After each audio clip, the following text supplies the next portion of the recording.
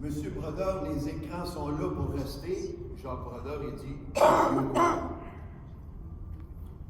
le choix qu'on a maintenant,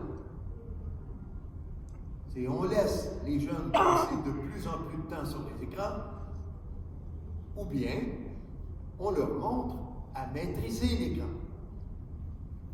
L'écran, il existe. Tu ne pourras pas faire comme s'il n'existait plus et on ne brûlera pas et on ne cassera pas les écrans. Non. Mais on peut donner au cerveau des jeunes ce qu'il faut pour être capable de maîtriser le lion sauvage qui est caché dans l'écran. Et le lion qui est caché dans l'écran, il ne mord pas les bras. Il ne vous dévorera pas les deux jambes. Non. Cet écran, il est conçu exprès pour capter l'attention, attirer l'attention et capter l'attention. Et une fois que tu as commencé à regarder, tu as toute la misère du monde à arrêter de regarder. Moi, ça m'a pris des années à découvrir que c'est parce que les personnes qui préparent les jeux vidéo et les réseaux sociaux ont trouvé une façon de faire sécréter au cerveau humain de la dopamine. Et quand tu as goûté à de la dopamine une fois, tu es aussi en danger de devenir accro que quand tu goûtes à de la nicotine, 3 cigarettes de fumée. Après 3 cigarettes, la compagnie de tabac sait très bien que tu vas aller acheter ou voler de l'argent à tes parents pour t'acheter un paquet de cigarettes. Tu reveux de la nicotine, de la dopamine. Il n'y a pas de nicotine dans la dopamine, non. Mais c'est aussi excitant d'en consommer, de sorte qu'un jeune qui commence à écouter et toute la misère du monde qui a à arrêter d'en consommer. Ou bien on les laisse en manger, en avaler, ou bien on donne aux jeunes ce qu'il faut pour maîtriser l'écran. Si ce n'est pas toi qui maîtrises l'écran, mon coco, c'est l'écran qui va te maîtriser. Je vous présente des enfants qui n'y en a jamais dans votre ville.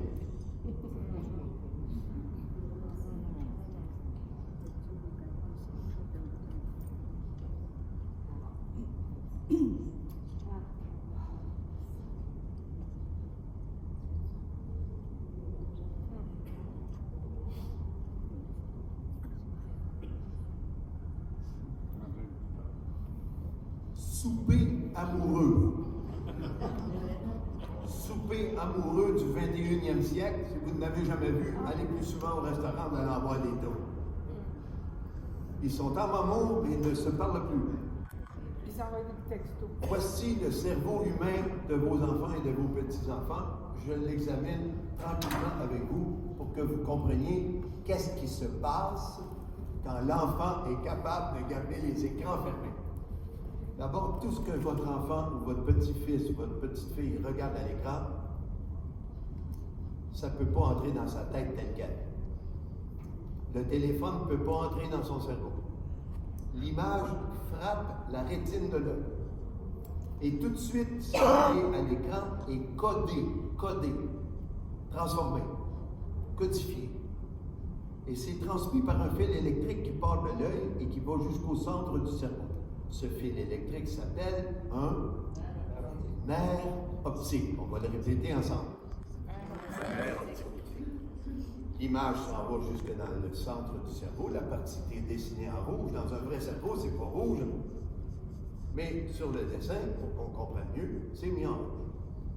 Et dans ce cerveau, au centre, tu ressens de la colère, de la peine, de la peur et de la joie.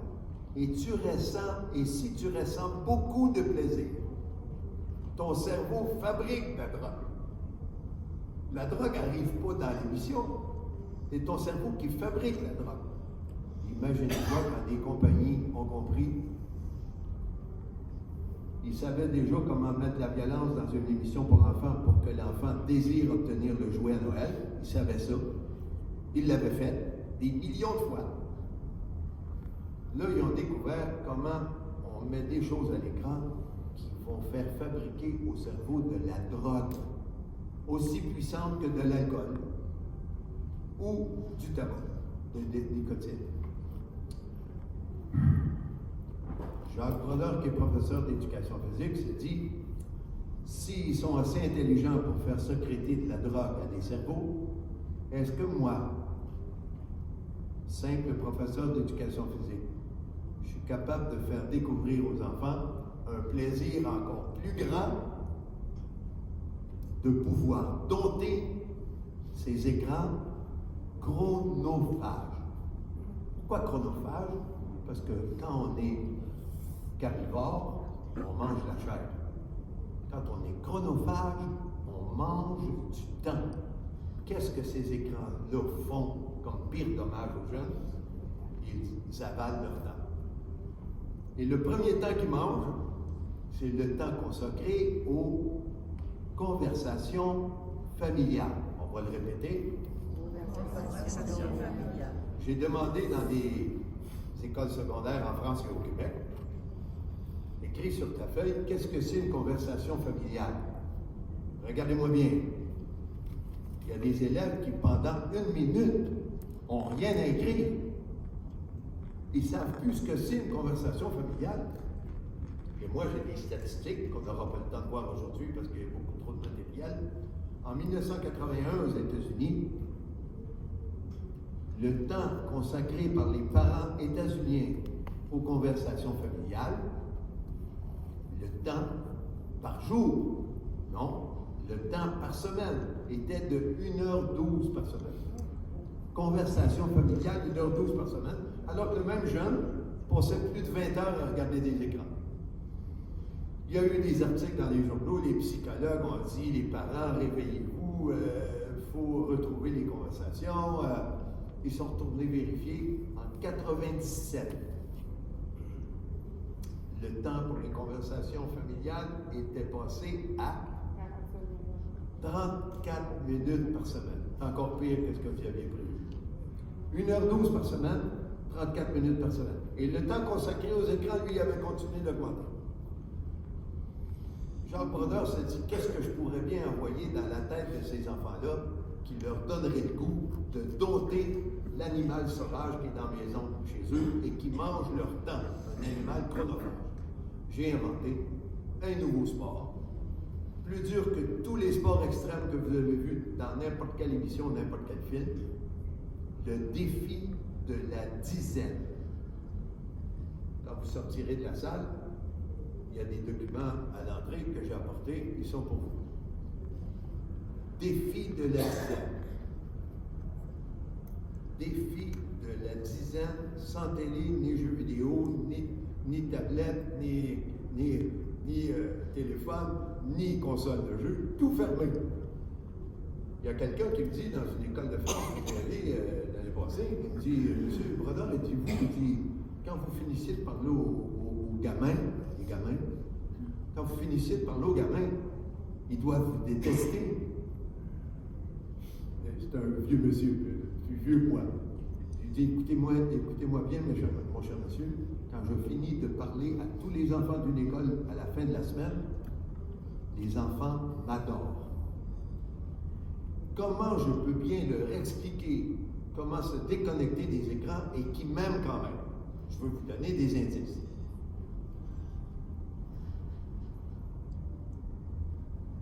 Tout le monde qui n'est pas dans l'atelier ce matin, ils ne savent pas ça.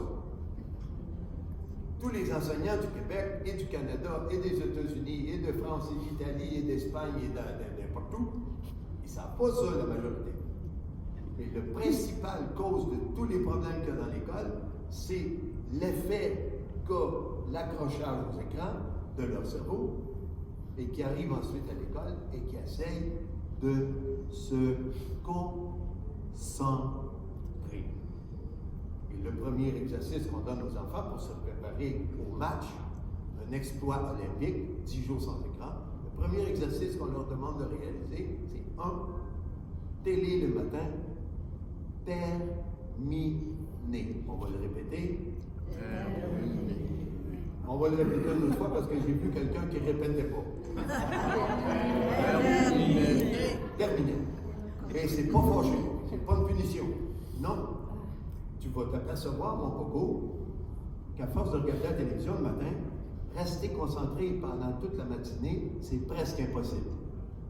Il y a donc des élèves dans ta classe et dans ton école qui s'imaginent qu'ils ne sont pas intelligents. Eh bien non, j'ai une nouvelle pour toi. Tu es aussi intelligent que les autres. La preuve est que si tu passes une semaine sans regarder la télé le matin, quand tu vas arriver à l'école le matin, le vendredi de la première semaine, tu vas comprendre tout aussi rapidement que les meilleurs de la classe. Il faut donc que je leur présente ça sous forme de jeu. Le premier exercice, c'est la télé le matin. Le deuxième exercice, c'est les repas sans écran. Ben, les enfants arrivent à la maison et ils expliquent à leur papa et à leur maman que maintenant, on prend les repas sans télé. Il y a des parents qui ne sont pas contents. C'est quoi ça? Alors écoute bien, papa. À la place de la télé, pendant le repas, on va avoir des Conversation familiale. N'oubliez pas familiale, une autre fois. Conversation familiale. Et papa va découvrir que la télé l'empêchait d'avoir une relation de communication, une relation agréable avec son fils et sa fille et sa femme. On ne peut pas forcer quelqu'un à devenir libre. Si je pense que la télévision rend les enfants prisonniers des écrans, je ne peux pas casser les écrans. Je pourrais, mais je perdrais mon temps. Non, je veux donner de la vitamine au cerveau des enfants pour qu'ils deviennent plus forts que les écrans. Et c'est ça que les enfants veulent découvrir. Est-ce que c'est vrai ou est-ce que c'est pas vrai? Ils vont l'essayer. Et s'ils ne l'essayent pas, ils ne sauront jamais. Et dans toutes les écoles où on va faire le défi dans l'écran, on passe toutes les classes. Et le jeudi soir, conférence aux parents. Il y en a la moitié de la salle qui arrive, les bras croisés, pas contents. Il y a l'autre moitié de la salle qui arrive de bonne humeur, contents.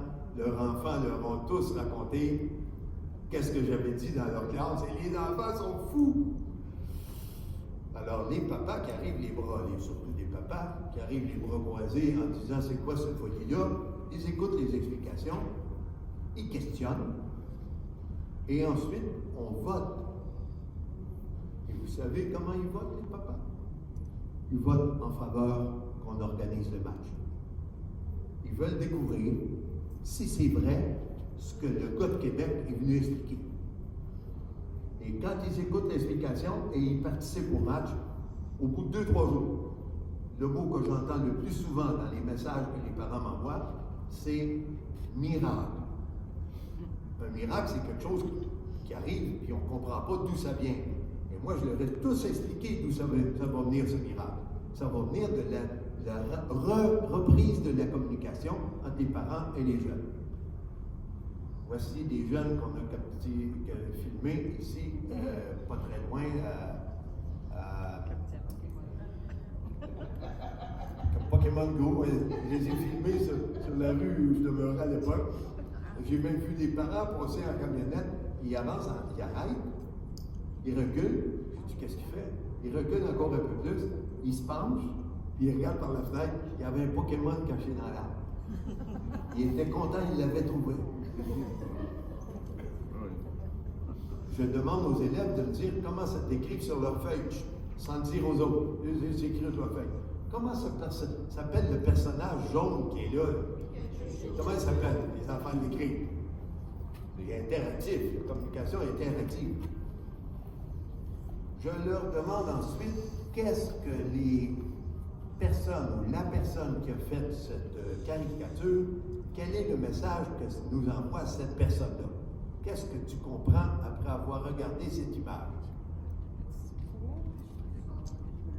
Je vous donne 30 secondes pour discuter avec la personne à côté de vous. Qu'est-ce que cette image veut dire? 30 secondes, c'est parti.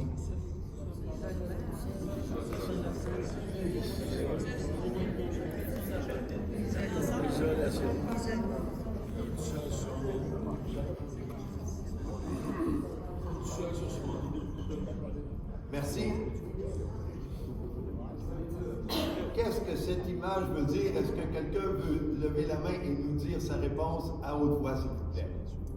Oui. Tout seul sur son île. Tout seul sur son île. Merci. Bonne réponse, mais il peut y en avoir d'autres. Hein? Oui. Isolement. Merci. Pas d'interaction avec les autres. Pas d'interaction avec les autres. On a 3 bonnes réponses. Est-ce que quelqu'un s'essaye pour une 4e? Oui.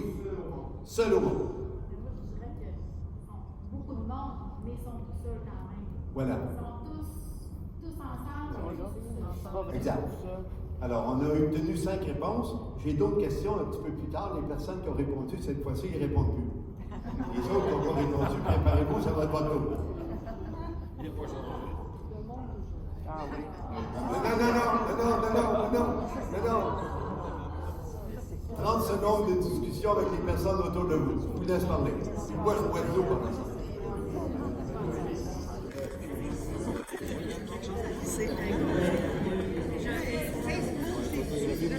Au lieu de se bloquer, c'est ça.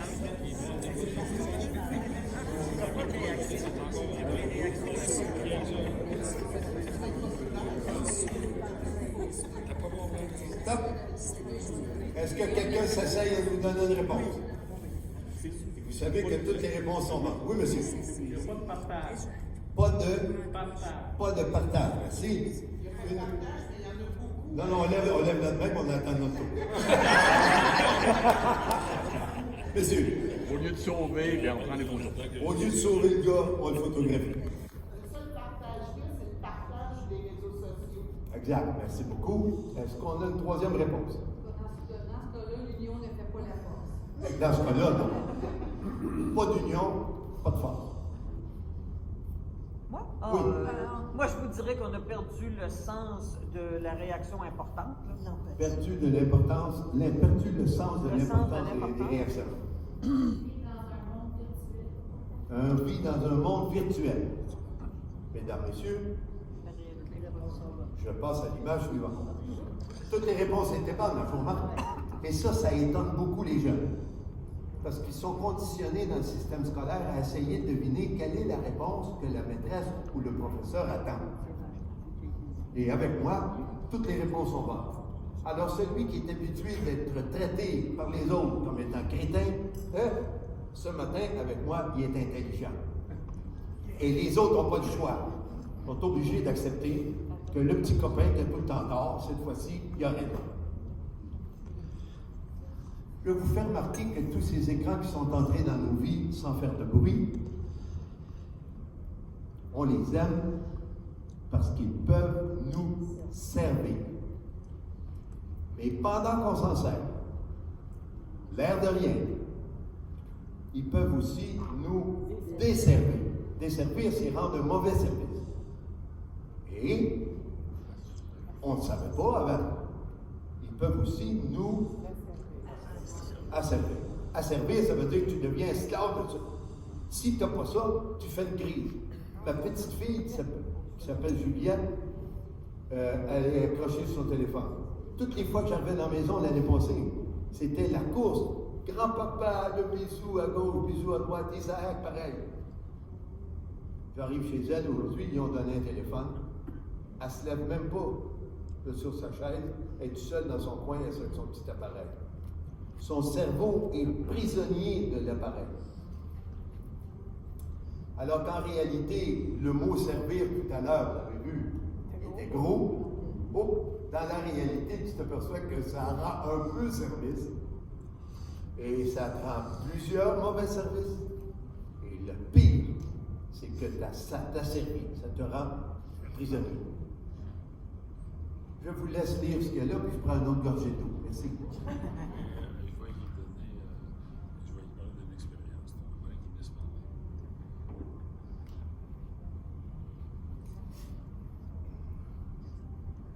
Il a fini chez nous. Quand j'arrive dans une école où c'est des adolescents, les lions sont tous dans la fosse aux lions.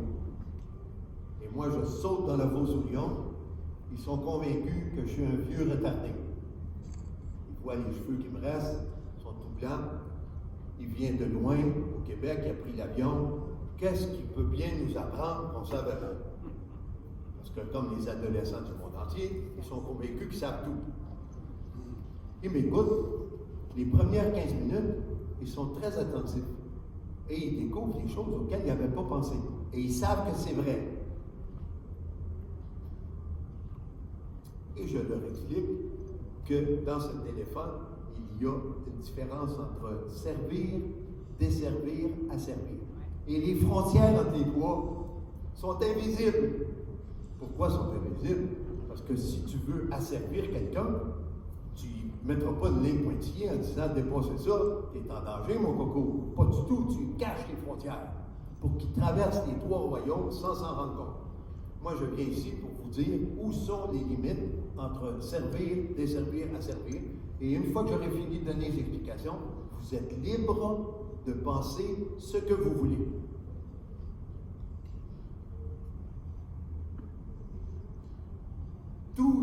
Toutes les minutes, toutes les heures qu'un enfant ou qu'un adolescent passe sur des jeux vidéo ou des réseaux sociaux, il n'est pas méchant cet enfant-là.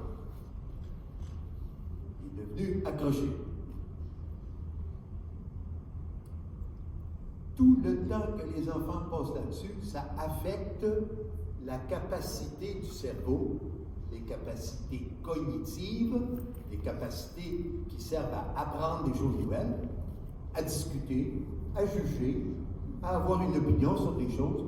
Toutes ces capacités-là cognitives sont dérangées par le temps qui passe sur les réseaux sociaux et les jeux vidéo.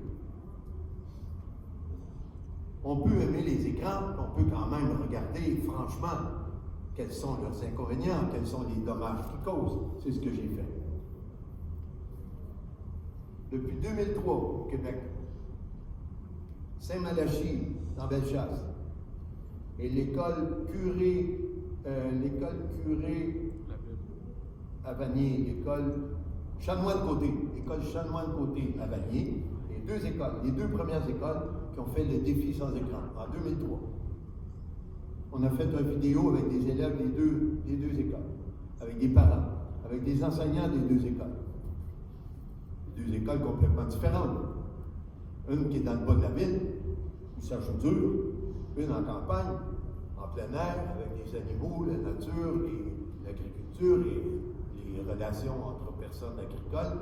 C'était merveilleux. Mais dans les deux cas, ça a été une réussite formidable. C'était les deux premières qui le faisaient. Vous cherchez sur Internet, défi de la dizaine, et vous allez voir apparaître dans votre moteur de recherche la première vidéo qu'on a faite en 2004. Voici le gars qui nous a donné l'idée. C'était un professeur de médecine. Il n'était pas professeur d'éducation physique, celui-là. Il avait un beau chandail rouge. Le jour de la photo.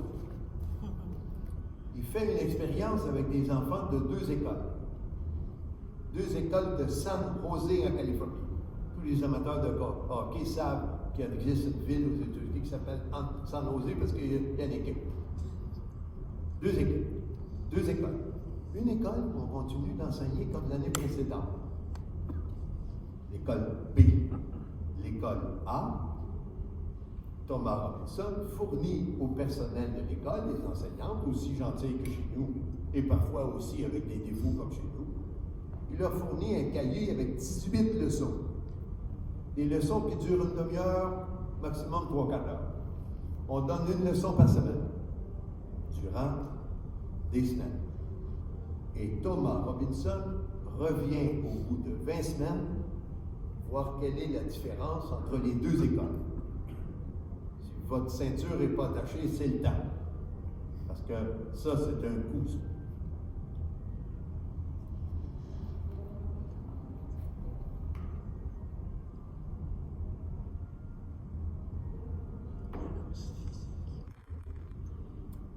Dans l'école, les 18 leçons sont toujours concentrées sur un objectif.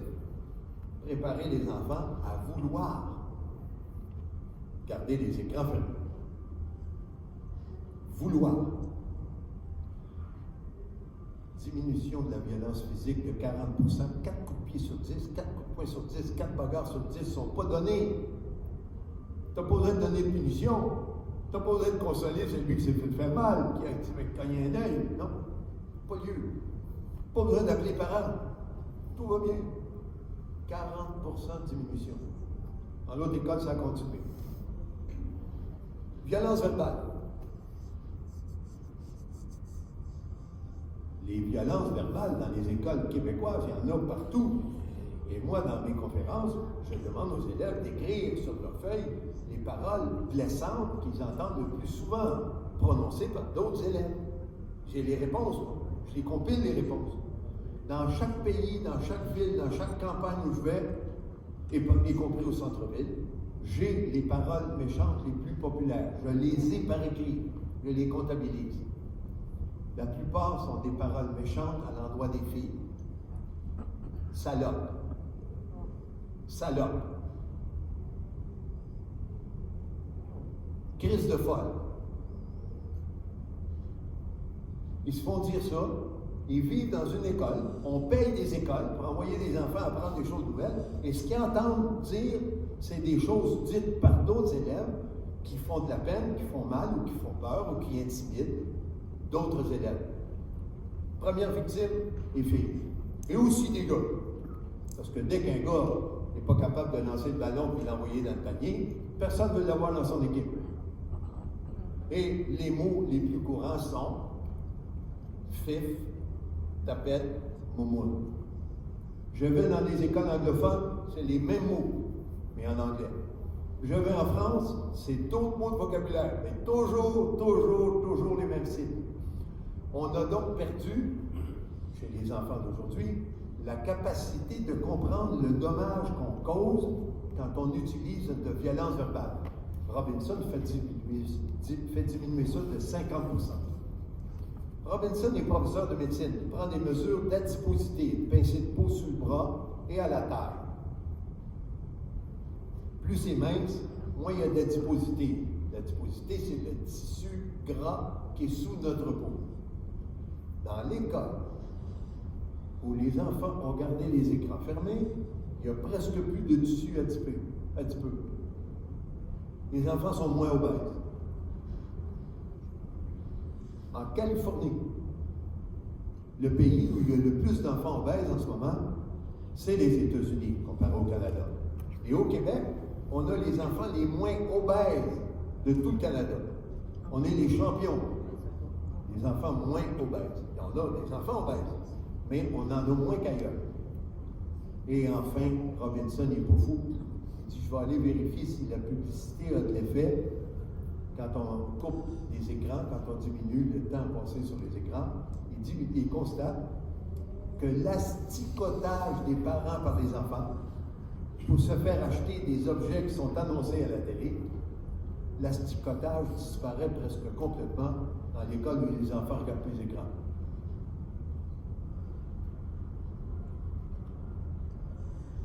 Comment on va faire, nous, pour couper les enfants des écrans? On ne prend pas le programme de Robinson. On prend le programme québécois, inventé au Québec en 2002-2003. On va donner de l'alimentation, des vitamines, à la partie du cerveau qui fait le plus peur à tous les champions du marketing et de publicité et à tous les fabricants de jeux vidéo et de réseaux sociaux. On va nourrir la partie du cerveau qui s'appelle le lobe frontal. C'est la cabine de pilotage de tous les êtres humains. Tout le monde dans cette salle a un lobe frontal. Mais il n'est pas tout également développé. Il y a des compétences qu'on a beaucoup, d'autres moins, d'autres presque pas. On va les regarder ensemble.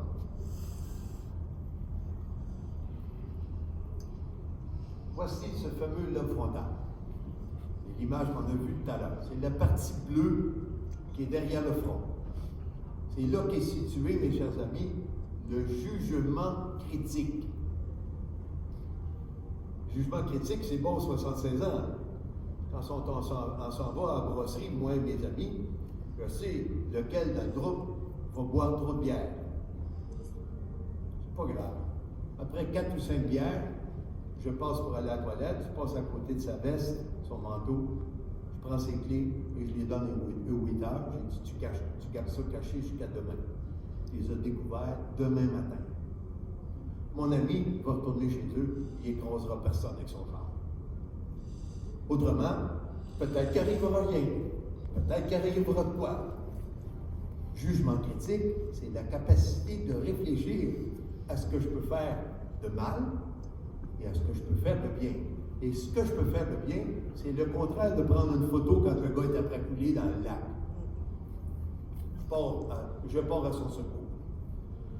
L'exemple que j'utilise en France, c'est 2 garçons qui sont au coin de la rue, sans empathie. C'est des joueurs de jeux vidéo. Ils tuent, ils jouent à Fortnite, ils ont du fun, puis ils sont champions. Ils sont appuyés, adossés au mur. Il y a une vieille qui arrive, avec un sac de canne. Elle attend le petit bonhomme sur le feu de circulation. Quand le bonhomme apparaît, elle commence à traverser. Mais elle ne va pas vite. Alors, elle est rendue à peine à moitié, le bonhomme disparaît. Les autos ont changé, les autos peuvent passer, il y en arrive des autos, là, qui n'arrivent pas tranquillement. Hein? Mes 2 champions de jeux vidéo, aucune empathie. Ils ne pensent même pas qu'ils pourraient aller sauver la vieille. 2 autres qui ont de l'empathie. Qu'est-ce qu'ils font les 2? Je demande aux élèves, qu'est-ce qu'ils font les 2 autres? Ils me disent, il y en a un des 2 qui va dans le milieu de la rue faire signe aux autos d'arrêter. Les chauffeurs ne sont pas contents, c'est pas grave. Et le deuxième, il tient la vieille par le bras, il l'aide à terminer la traversée de la rue du boulevard. C'est ça de l'empathie. Je veux que ce lobe frontal-là soit outillé pour penser aux dommages qu'on fait quand on est violent physiquement ou verbalement, à la peine qu'on fait à quelqu'un quand maman ou papa m'appelle pour me dire que les repas sont prêts, et que je réponds tout le temps « Oui, maman, j'arrive », mais t'arrives jamais. Les champions de jeux vidéo, c'est des champions pour faire répéter à leur mère ou à leur père n'importe quel appel pour dire que les repas sont prêts. C'est des champions. Je veux que ce lobe frontal-là soit plus fort que les écrans. Je vous laisse lire.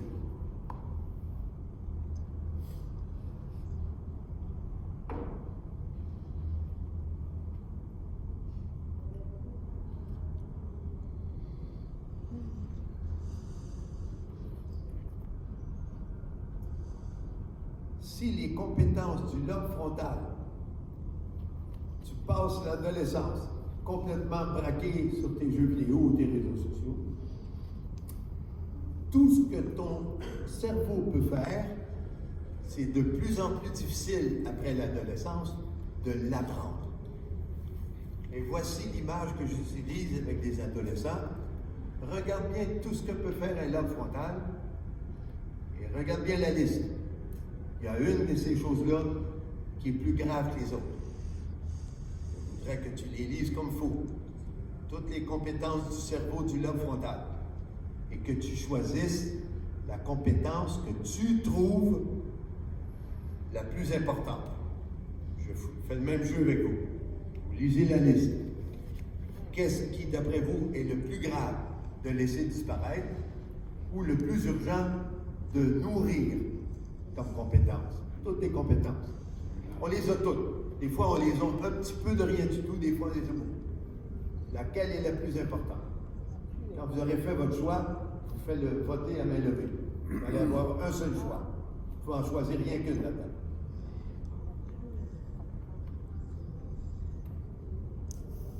C'est une question? Non, pas tout de suite. On va faire voter tout le monde. C'est bon? Tout le monde a bien regardé. Vous avez fait votre choix.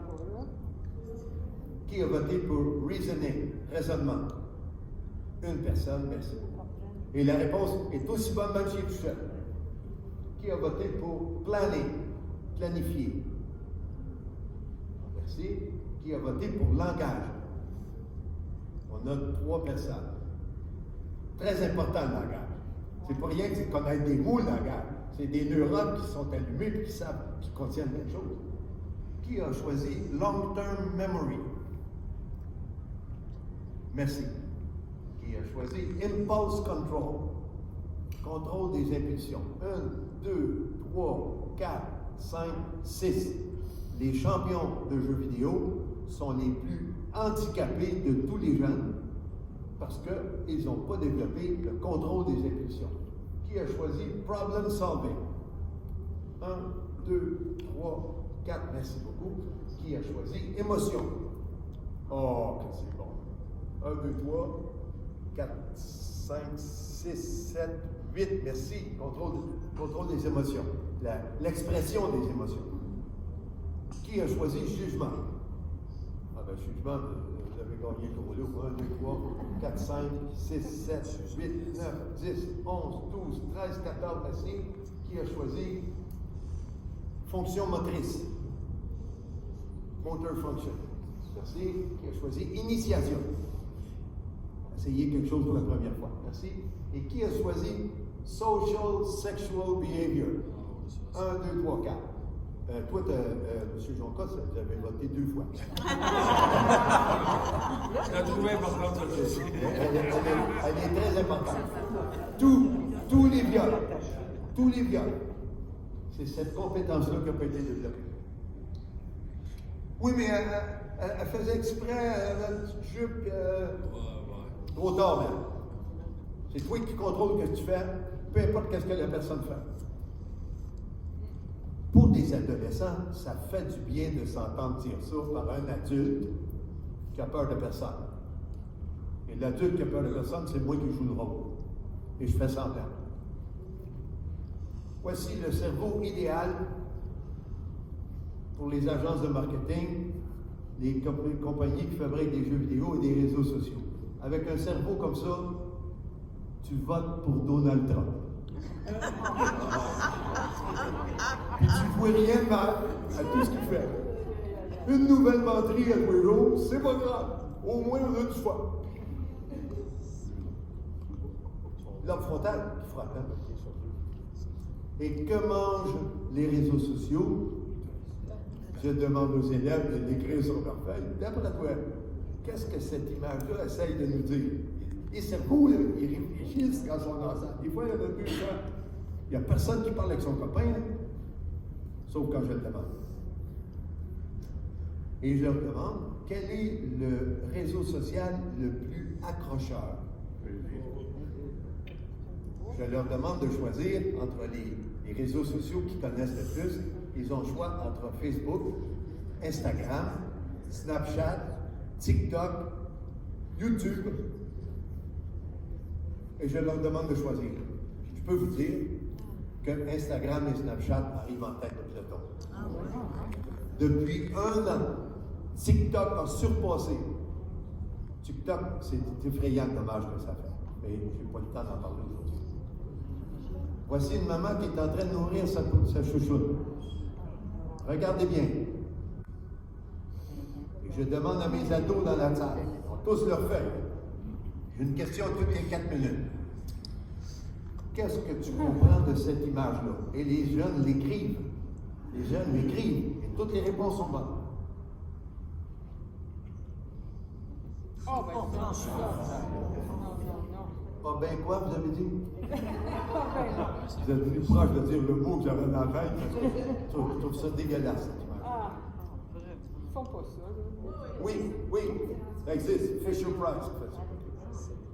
Et je vous laisse lire celle-ci pendant que je prends une gorgée de vin blanc.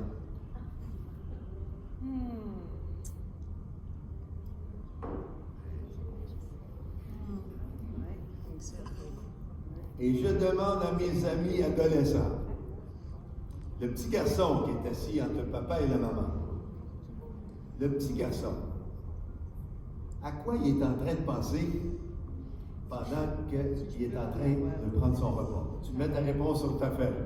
Et les élèves ont de la misère pour regarder sa feuille d'à côté. Non. Ta réponse est aussi bonne que la personne à côté de toi. Mets ta réponse. Qu'est-ce que le petit gars, à quoi il est en train de penser quand il est en train de prendre son repas? Celui-là, je vous la laisse lire tranquille, parce que c'est un homme très connu en France, surtout, mais aussi au Québec. Quand ce gars-là prend une position comme celle-là, je vais t'assurer que tous les vendeurs d'écran, ils sont tranquilles pendant au moins une couple d'heures. Parce que tu ne vas jamais t'opposer à ce gars-là. Et regardez pourquoi il est contre. Entre 0 et 6 ans.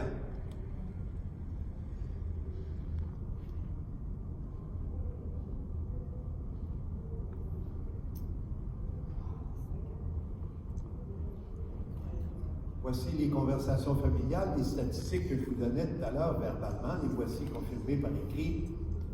En 81, 1h12 par semaine. En 97, 34 minutes par semaine. Au Québec, c'est pas si pire. Ni en Europe. Mais je peux vous dire qu'en France, au Québec, et n'importe où dans le monde, même si c'est moins pire qu'aux États-Unis, ça diminue. Et quand ça diminue, mes chers amis, on est tous perdants. Un enfant qui n'a plus de conversation familiale, il arrive à l'école le lendemain, il fait n'importe quelle bêtise, il s'en fiche. Je découvre ici cette nouvelle-là qui est parue il y a 2 ans. Elle a été découverte, le phénomène a été découvert par des chercheurs britanniques. Ils avaient découvert qu'il y avait de plus en plus de jeunes qui s'ennuyaient. Ils sont de plus en plus nombreux à avoir un téléphone de tablette. Ils sont de plus en plus nombreux à avoir les bleus, à se sentir seuls, souffrir de solitude. Il y a quelque chose là-dedans. Voici la carte de la France. Toutes les fois que je passais dans un département, on mettait de la couleur dans une partie-là de la France, dans le département. Et regardez comment on est en train de conquérir peu à peu différentes régions de France où des écoles, pas des hôpitaux, pas le ministère de la Santé, non, des écoles préparent les jeunes à devenir plus forts que des écrans. La France.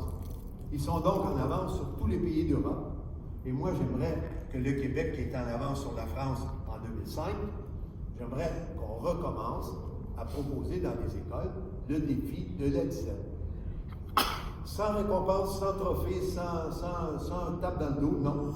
On veut savoir si toi, tu es capable de maîtriser les écrans. C'est toi qui vas t'organiser pour le faire. Je vous montre, M. Jonca, ça c'est un département de France où il y a le plus d'écoles secondaires qui l'ont fait. 9400 adolescents, ils ont tous survécu. Personne n'est mort. Et voici une grille de points pour marquer des points pendant le défi sans écran. Ça commence un mardi matin. Un point le matin avant de partir pour l'école. Et toi qui l'écris sur la feuille quand tu le marques. Quand tu ne le marques pas, tu mets un X. Le midi, un autre point. L'après-midi, un autre. Le dîner, c'est le souper. Oubliez de faire la correction, souper. Soirée, le point le plus dur à marquer. À cause du hockey, mais à cause de toutes sortes de séries télévisées. Mais supposons que tu regardes un match de hockey, ben, tu mènes encore 4-1 si tu as gagné tes autres points. Le dernier point, c'est le point de nuit. On le fait seulement depuis 4 ans, le point de nuit. Pourquoi on a ajouté un point de nuit? Parce qu'il y a des jeunes qui couchent avec le téléphone. Alors, si tu veux gagner le 6e point, tu prends ton téléphone, tu le caresses, tu lui fais des bisous, tu le sors de la chambre, tu le déposes sur une table. Puis il dort là dehors. Je t'annonce tout de suite qu'après une semaine, tu vas dormir mieux, plus longtemps, et tu vas te lever plus reposé. C'est ça, une grille pour marquer des points. Quand tu arrives à vendredi, à samedi, dimanche, ben là, il n'y a pas d'école le matin. Au lieu de donner un point, tu en gagnes 2. L'après-midi, pareil, 2 points. Ça te fait donc une journée, le samedi, une journée de 8 points. Dimanche, pareil. Et ensuite, on recommence les journées de 6 points. Ça te fait donc un match de 64 points. Même si tu n'en as pas gagné 4 points, même si tu n'en as pas gagné 14 points, tu gagnes quand même 50 à 14. Et c'est toi qui as jugé, qui as décidé, qui as pris les décisions pour dominer, pour gouverner, pour dompter les écrans. C'est plus les écrans qui mènent, c'est toi qui mènes. C'est pour ça que la grille a vaut cher. Voici les enfants qui se préparent avec l'aide de leur papa et de leur maman. Voici un enfant qui se prépare à gagner le match.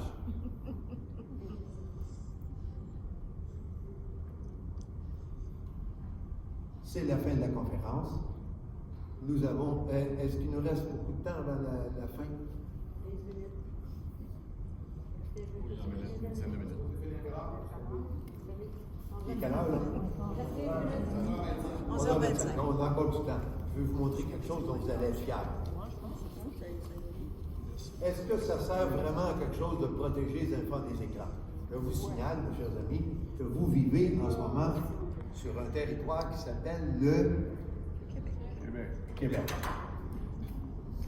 Le seul endroit en Amérique du Nord où les élus de l'Assemblée nationale ont voté en 1976 une loi qui interdit la publicité destinée aux enfants. Le seul endroit en Amérique du Nord. Vous l'avez vu? Ouais. J'arrive. Pendant 30 ans, la loi est en vigueur. Plus ou moins respectée. Je vais dire, c'était pas très, très sévère quand on attrapait une compagnie qui faisait une publicité pareille. Les punitions étaient très, très minimes. Les amendes, presque nulles. Malgré tout, il y a eu une diminution de la publicité. Malgré tout. Ces deux-là qui ont fait l'étude en 2011. Un de Colombie-Britannique, la dame est de l'Université d'Illinois. Elles ont voulu savoir à quoi ça avait servi cette loi-là. Et elles ont découvert. Une chance, ce n'était pas des Québécois parce que quelqu'un qui les aurait tomatés. Hein? Parce que quand il y a quelqu'un chez nous qui découvre quelque chose qui est vrai, quand on n'est pas content, on tire des tomates. Ils ont découvert, ces deux-là, qu'entre 84 et 92, il s'est vendu 88 millions de dollars par année de moins de malbouffe de McDonald's, pour ne pas y nommer, que n'importe où dans le Canada. Nous, chez nous. Et combien nos enfants et nos parents et nos adultes ont absorbé de calories? Moins que chez tous nos voisins. Moins de calories. Et ça a permis, mes chers amis, un résultat formidable que voici. L'image ne sort pas très bien à cause de l'éclairage. Le Québec, vous savez où il est. Ah, ça, comme t'as parlé. L'endroit où le taux d'obésité est le plus faible dans toute l'Amérique du Nord, dans tout le Canada, et aussi aux États-Unis. Également, vous regardez aux États-Unis comment c'est beaucoup plus obèse que chez nous. Vous voyez les taux. La moins pire aux États-Unis, c'est l'État du Colorado. Je ne sais pas pourquoi. Il n'y a pas eu d'étude pour trouver une explication, mais c'est les taux. C'est peut-être à cause des avalanches, c'est sûr. J'ai pas pu m'empêcher, parce que j'avais fait la recherche pour trouver sur l'obésité, quand je suis tombé sur ce tableau-là, le taux d'homicide dans toutes les provinces canadiennes et dans tous les États américains. Tous les États sont là. Toutes les provinces sont là. Et regardez où est placé le Québec.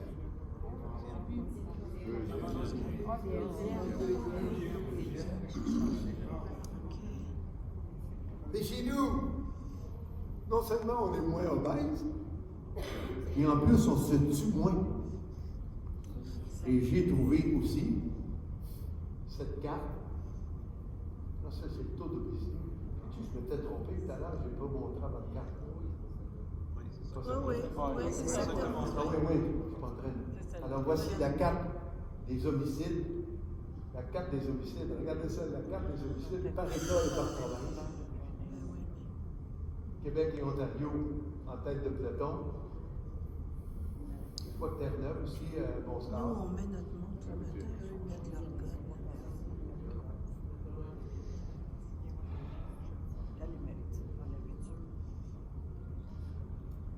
Mais ça, c'est les jouets de guerre qu'on a ramassés en 1986. On a ramassé des jouets de guerre pour faire un monument pour la paix. Le monument, le voici, le monument qu'on a fait avec les jouets.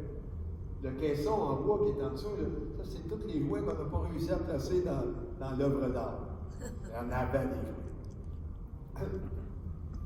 Ça, c'est toutes les affaires que je vous ai expliquées. Ça, c'est le guide pédagogique qu'on a fait pour les écoles en 87. La loi québécoise qui interdisait la publicité aux enfants a été contestée par une compagnie de jouets, Irwin Toys, qui est allée jusqu'en Cour suprême. Et la Cour suprême a donné raison au Québec. On avait raison de vouloir protéger nos enfants contre des marketeurs et publicitaires professionnels. En 1995, la centrale des syndicats du Québec, jamais vous avez vu passer ça dans un journal, jamais. C'est les syndicats d'enseignants qui sont allés montrer à Ottawa au CRTC, qui est responsable des ondes publiques. Et c'est à eux qu'on a déposé un mémoire qui s'appelle « Nous récolterons demain ce que nous cultivons aujourd'hui chez nos enfants ». Et si ce n'est pas nous autres qui l'avons cultivé, si on laisse quelqu'un d'autre le cultiver, on va être obligé de ramasser le pot conseil. René Caron, c'est là qu'il est arrivé, au lendemain de l'école polytechnique. Et c'est là qu'est arrivée l'étude du Conseil supérieur de l'éducation qui dit que les troubles de comportement avaient triplé entre 85 et 2000. Pour quelles raisons? 3 raisons. La structure familiale est de plus en plus faible. Il y a de plus en plus de familles où les parents se divorcent ou se séparent ou se disputent. Des fois, ils ne se séparent pas, mais les enfants sont témoins de la violence verbale ou physique dans les maisons. Ça explique l'augmentation des troubles de comportement. 2, l'encadrement parental qui est quasiment disparu. C'est plus en mode. Et enfin, la violence dans les médias, c'est le Conseil supérieur de l'éducation qui l'a révélé, qui l'a dévoilé en l'an 2001.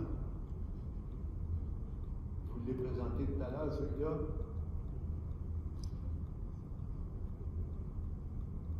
Qu'est-ce que ça donne? Ah oui, ça c'est les résultats qu'on a constatés quand on a fait le défi du jour sans écran. Je les ai résumés, les découvertes, parce qu'il y en a eu beaucoup plus en détail, il y en a une trentaine. La première découverte, c'est que les enfants lisent plus souvent. Quand les écrans sont fermés, ils lisent plus souvent. Bien, lire avec un livre en papier, mes chers amis, c'est bon pour la santé. Et qui s'en aperçoit le premier? Les écoles. Et c'est pour ça que notre table est à côté, dans le kiosque, à côté, dehors de la salle. On est à côté d'une association qui s'appelle Lire et faire lire. C'est des personnes retraitées, pour la plupart, qui vont dans les écoles raconter des histoires aux enfants. Bien, les enfants, ils aiment ça. Les enfants, ils aiment entendre quelqu'un âgé, un papy, une mamie, lire une histoire. Lecture. Qu'est-ce qui change quand les écrans sont fermés? Plus de temps en famille, plus de conversations familiales et plus de conversations entre amis. Ça, c'est les parents qui répondent. 70% des parents disent on a parlé plus souvent que notre enfant. Les jeunes disent pareil. Les parents, eux autres aussi, diminuent le temps qu'ils passent à la télévision pour aider leur enfant à réussir le défi. Ils diminuent le temps qu'ils passent à la télévision. Cependant, nous autres, quand les enfants vont faire le défi, on est obligé de le faire? Ils me demandent ça. Je leur réponds franchement, on n'est pas obligé de le faire. Mais vos enfants non plus ne sont pas obligés de le faire. Vos enfants sont libres de le faire. Si vous voulez mon conseil, faites-le. Profitez-en, parce qu'il n'y en aura pas souvent dans votre vie des occasions où tous les écrans restent fermés pendant 10 jours. Pas quand vous êtes partis en vacances l'été ou au camping, non. À la maison, chez vous, dans la vie régulière. Et qu'est-ce qu'on s'aperçoit? C'est que quand les écrans sont fermés, les enfants aident à mettre la table, ils aident à préparer le repas, et ils aident à desservir la table et à faire la vaisselle. Vous avez un lave-vaisselle, et les enfants s'occupent de mettre la vaisselle dans le lave-vaisselle. Et après, elle commence à se faire. Mais pas ça n'importe comment, la vaisselle dans le lave-vaisselle. Le défi a été jugé utile dans les écoles où on l'a fait. 88% des parents nous disent bravo. 88. 79% des enfants disent bravo. Et 95% du personnel disent c'est merveilleux. Ça, c'est les réponses qu'on a comptées. On a travaillé pour compter ces réponses-là. C'est leurs réponses. Ils prennent quoi pour remplacer les écrans? Plus d'activité physique. En France, c'est l'activité la plus utile pour remplacer un écran. Ça s'appelle un VELO. Vous pouvez prononcer le mot, s'il vous plaît? Oui. Parce que quand tu pédales sur un vélo, tes bancs, ils bougent. Et c'est bon pour ton cerveau, et c'est bon pour ton adiposité, puis c'est bon pour ton obésité. C'est bon pour ta santé. Vous voyez la réponse des parents, 75%, 87% des enfants.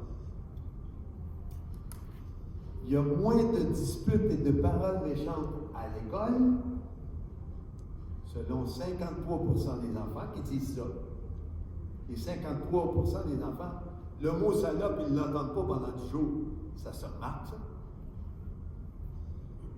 Les disputes et réparades méchantes à la maison diminuent encore plus que les disputes et réparades méchantes à l'école. C'est quand même formidable. C'est les parents et les enfants qui l'utilisent. Et la violence diminue dans la cour de récréation selon les surveillants de l'heure de récré ou à l'heure du midi.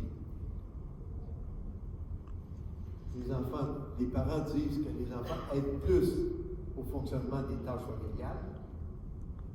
Les enseignantes disent, 58% des enseignantes disent que les enfants sont plus concentrés en classe. Les devoirs et les leçons sont mieux faits. Les leçons sont mieux apprises, sans donner de récompense, sans faire de sermon, sans faire de crise, juste diminuer le temps écran. Quand les 10 jours sont finis, M. Brunel, la télévision, on va la rallumer, on n'arrêtera pas de regarder les écrans pour le reste de nos jours, non. Mais quand les enfants vont avoir goûté à 10 jours sans écran, au lieu d'être tout le temps là-dessus, ils vont choisir les moments de la journée où ils utilisent les écrans au lieu de rester accrochés à la journée longue. Si on ne leur fait pas découvrir d'autres choses, ils ne feront pas d'autres choses. Ils vont tout le temps être là-dessus, accrochés là-dessus. Quand on fait goûter du brocoli à l'école de la semaine de l'alimentation, les enfants ne se remettent pas tous à manger du brocoli, sauf qu'ils savent qu'il existe d'autres choses. Même chose, on leur fait goûter à de la liberté en famille. Est-ce qu'on va répéter le défi Monsieur puis Madame Chose? L'ouvrage sur défi sans écran, tu es obligé de faire des choses avec nos enfants.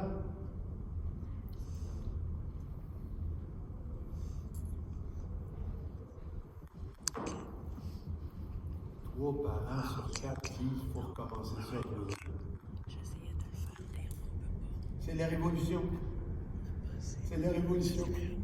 Et c'est la révolution dans la joie. C'est pas des menaces, puis des disputes, puis des criages de bêtises, puis des récompenses, puis des médailles, puis des reproches, pas du tout.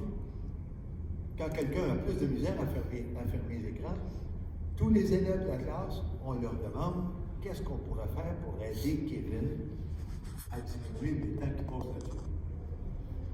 Ben, je pourrais l'inviter chez nous, moi je pourrais aller faire du vélo avec lui.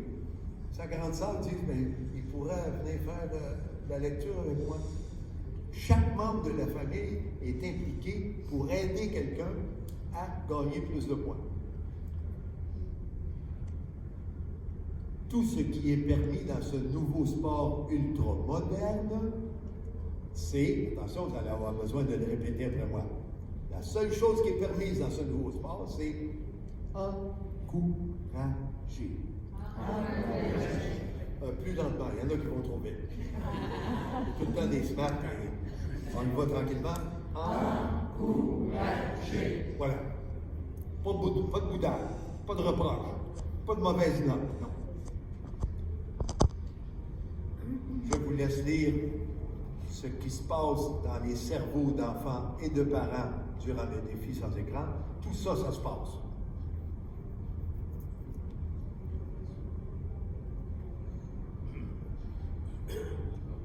La déconnexion, ce n'est pas un bond dans l'ancien temps. La déconnexion, c'est un bond, tu recules de 10 jours, et là, tu te donnes un élan, puis tu sautes par-dessus la charrue, et tu remets les bœufs devant la charrue. Les bœufs, c'est pas fait pour marcher en arrière de la charrue. Et les êtres humains ne sont pas faits pour marcher derrière les écrans. Il faut reprendre le contrôle et il faut apprendre aux enfants à faire le bon. Et le défi du jour sans écran, c'est l'élan qu'on se donne pour faire le bon. Ces écrans-là, si ce n'est pas des outils, ça veut dire quelque chose qui cloche. Les 3 mots-clés qu'on fait apprendre aux enfants, c'est liberté, vérité, parce que c'est eux-mêmes qui marquent leurs points, et solidarité, parce que pour gagner plus de points, nous allons nous entraîner. Et quand on s'entraîne, ben celui qui est moins bon, il est encouragé et il se joint au groupe et il fait son effort pour gagner lui aussi des points.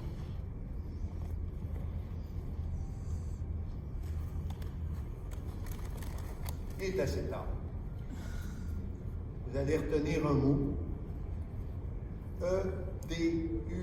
EDUPAX, c'est le nom de l'association que j'ai fondée quand j'ai cessé d'appartenir à l'association Trop avec René Caron. Et du PAX. Et quand vous allez arriver là-dessus, vous allez trouver tout ce qu'il y a là, toutes les évaluations, tous les bilans du défi depuis 2003, 2004. On a tous les bilans en ligne. Et à chaque année, on a des écoles qui font des bilans, les résultats sont affichés, et on a des articles de journaux.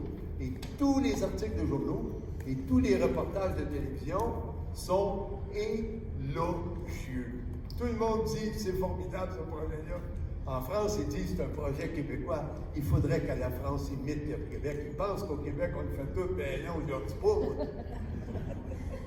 Mais là, je leur dis, je vais vous dire, vous autres, il faut qu'on réussisse à rendre ce défi-là sans écran aussi populaire au Québec, au moins qu'il l'est en France.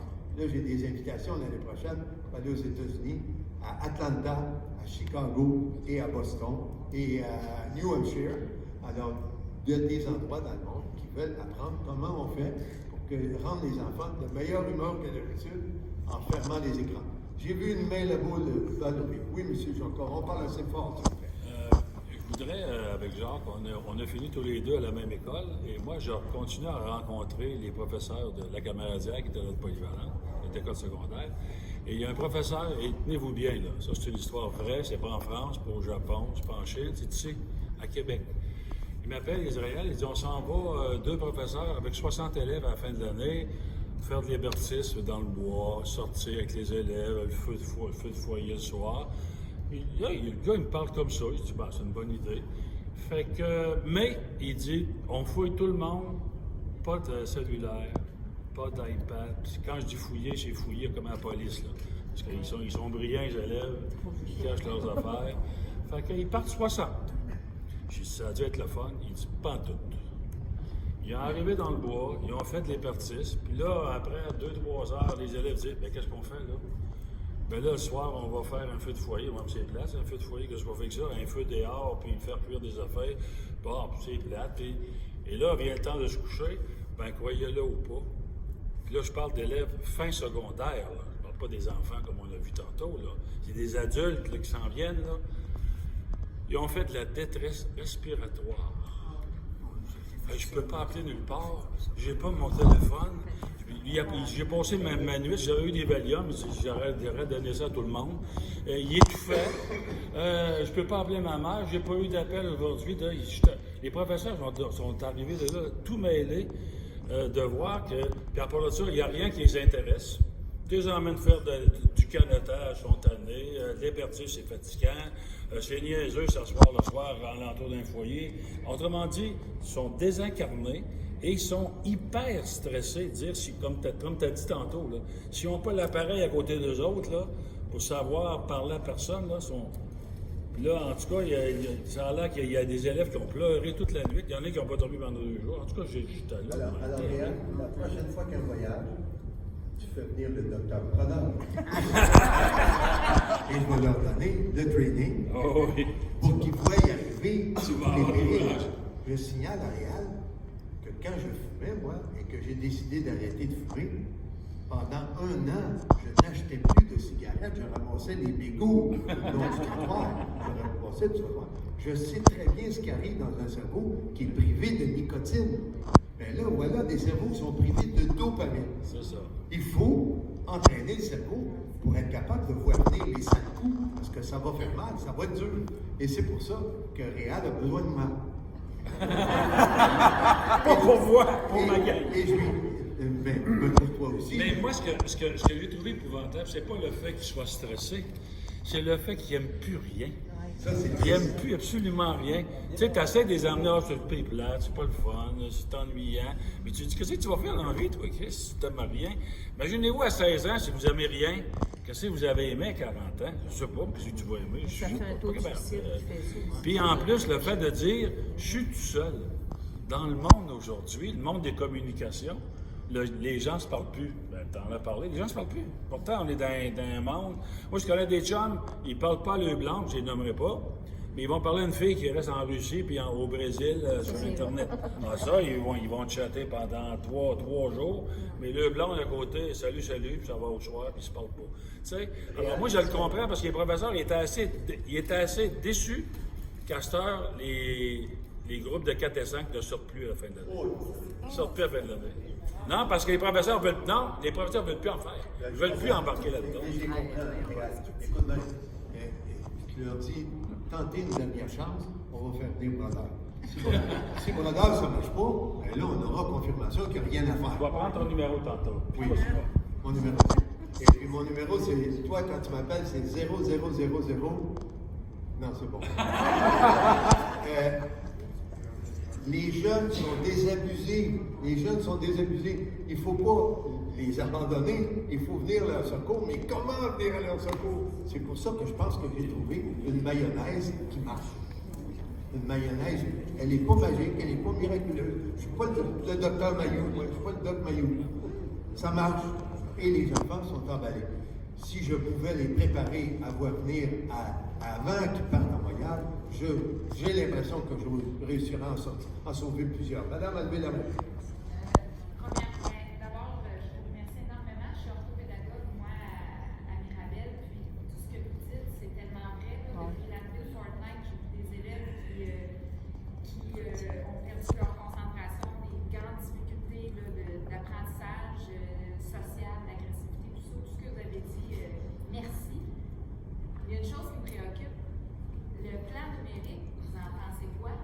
Tu sais, juste dans mon école, là, on nous a donné pour une école 12 000 $ pour du matériel numérique. Ça, c'est le gouvernement qui fait ça. Plus 15 jours. Moi, je suis orthopédagogue, là, je compte en période d'habitude, puis j'ai de la misère à trouver 2 périodes pour donner de la lecture aux élèves de 3e année en difficulté d'apprentissage. 15 jours financés par le plan numérique du gouvernement du Québec pour supporter des projets d'encadrement, d'utilisation de la nouvelle technologie dans les classes. Tout ça là, sur le frais du plan numérique. Quand j'ai posé la question à ma direction, savoir pourquoi faire qu'on a de l'argent pour ça, mais qu'on n'en a pas pour donner 2 périodes en orthopédagogie lecture pour 3e année, là. On m'a répondu, ben parce que les données probantes le disent, c'est bon pour la réussite des garçons. Alors, là, ça, c'est important. Toutes les études qui ont été faites pour essayer de démontrer que quand il arrive des tablettes à l'école et des ordinateurs, les élèves apprennent plus. Toutes les études, il n'y en a aucune qui a réussi à démontrer qu'il y avait un profit. L'article est sorti dans le journal La Presse il y a une semaine. Résultat alarmant. C'est écrit alerte numérique dans le devoir. Alerte numérique. Non, c'est pas payant. C'est pour ça que je dis, les tablettes vont arriver, ils ont de l'argent pour trouver des tablettes, ils n'ont pas d'argent pour envoyer quelqu'un apprendre à lire ou à pratiquer de la lecture. Mes chers amis, ne nous décourageons pas. On est devant un tsunami de marketing qui dit pas de tablette, jamais tu vas réussir. Nous, on fait la preuve que les enfants apprennent plus, ils apprennent mieux, ils se comportent mieux, ils dorment mieux. Tous nos bénéfices sont vérifiés, documentés, solidement étoffés. Et il faut y aller donc sur le point des pieds, école par école. Donc je suis intéressé à aller dans votre école. Allez voir M. Robert, je suis. Non, je vais aller voir vous. Mais M. Robert, je ne suis pas sûr qu'il va m'écouter tant que je n'aurai pas convaincu des écoles de participer. Et là, ils m'ont invité à témoigner aux audiences qui vont avoir lieu le 20 mars à Québec. Le ministère de la Santé et des Services sociaux fait une consultation pour voir qu'est-ce que ça donne, les écrans chez les jeunes, quel dommage ça cause. Et moi, je vais en profiter pour aller expliquer quels bénéfices ça rapporte dans les enfants. Là, je vois qu'il y a une autre main. Est-ce qu'il y a d'autres personnes qui veulent parler? On va planifier le temps. Une autre personne là? Alors, monsieur, et ensuite, madame. Moi, je suis un simple travailleur. Puis le constat d'aujourd'hui que j'en fais, là, en lien à ce que j'ai déjà dit, c'est que tout est orchestré afin d'empêcher les enfants de vivre une vraie vie d'enfant. On commence à leur faire une vie d'adulte à partir de 0, en menant au l'autre. Puis c'est pas ça qu'un enfant a besoin. Il a besoin d'une vie d'enfant complète. En les plaçant devant des écrans, même les téléphones, les tablettes, ben, on leur apprend à être des adultes avant d'être des enfants. Je trouve ça néfaste. Et vous êtes dans la structure des optimistes. Oui, Vous occupez quelle fonction? je suis gouverneur élu pour 2021. J'ai de l'ouvrage pour vous. En fait, parce que je suis déjà parti sur un mode, il y en a qui ont dit, tu veux faire du changement? Non. Moi, ce que je veux apporter dans l'année de gouverneur, c'est de l'évolution. Merci. Il faut garder le contact. Madame. Moi, justement, je suis dans la génération, j'ai des jeunes enfants. Parlez assez fort. Et c'est très difficile d'enlever tout ça parce que tout le monde a ça. Mais c'est des enfants qui n'ont pas beaucoup d'amis. Puis là, quand c'est plate, ils veulent en trouver. Mais la question, c'est est-ce qu'il y a juste vous qui donnez cette formation? Il y en a plusieurs. Justement, quelqu'un me faisait remarquer l'autre jour, en France, il y a à peu près une douzaine de personnes qui ont pris le relais de ce que je faisais. Donc, je pourrais mourir tout de suite, là, puis ça continuerait. Mais au Québec, je ne suis pas sûr que ça continuerait. C'est pour ça que je suis à la recherche du monde qui veulent apprendre comment ça marche. Et c'est facile à apprendre parce que là-bas, ils l'ont pris, donc vous êtes capable d'apprendre aussi. Et c'est amusant en plus. C'est amusant parce que c'est jamais fait sur le ton de la moralisation ou de la culpabilisation. Non, non, on fait pas ça parce qu'on a peur. On fait ça parce qu'on est brave. Parce que j'ai du grand, j'éteins l'écran. Je suis capable de dompter un lion, un crocodile, et je suis capable de dompter un animal plus gourmand que le crocodile et que le lion. C'est l'écran qui mange mon temps. Il mange mon temps. Donc, moi, mon temps, je le protège, je le gère, et c'est moi qui décide ce que je fais avec, et pas obéir tout le temps aux écrans. Mesdames, Messieurs, j'ai gardé une quinzaine de minutes pour les applaudissements.